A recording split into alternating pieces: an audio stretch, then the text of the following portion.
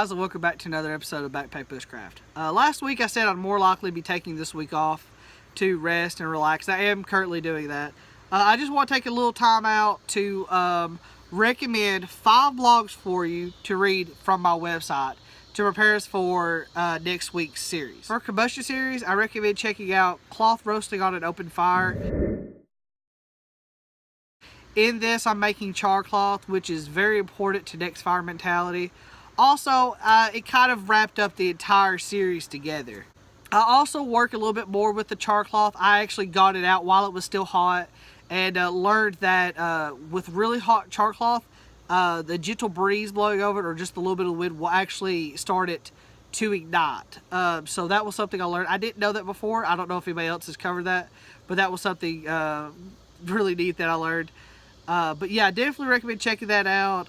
It'll be really handy for next week. In the container series, I did spend a lot of time talking about mess kits, even making my own.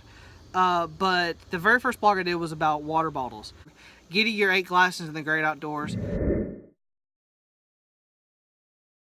Water bottle should be the most important container you have in your kit because it holds your water. It can be used to purify your water. It can even be used to boil your water if you're doing it the right way. I do have a criteria that I think all water bottles should meet, and I really cannot stress enough to check that out before next week's series. In the cover series, I was experimenting a lot with tarp and tarp shelter setups. Pitch the tent and use a tarp was a great one for showing you the different setups and flies that a square tarp can do. I do recommend square tarps, and I actually did a blog about how to turn a rectangular tarp that you get from Walmart into a square tarp for the use of camping and bushcrafting. Never in a million years I think I would be recommending to people to go camp in a tarp as opposed to a tent, but a lot of the problems I have with tents, the heat, the moisture, the claustrophobia, all that is just taken away when you're using a tarp. So definitely check out tarps and definitely check out that blog. Next in the Cordage series, we had a blog called Time to Get a Little Naughty. The entire series was riddled with puns, and I do apologize for that. In this blog, I went over about 6 different knots that I believed every woodsman should know. This included a lot of different knots to set up your camp, as well as a fishing knot and a hitch knot, which led us into the lashing blog that followed. Definitely a good blog to check out before next week, so you can kind of know what your cordage is capable of and what type of ways you can manipulate it to getting a good shelter. Finally, in the cutting tool series, I have to recommend Sharpest Tool in the Shed.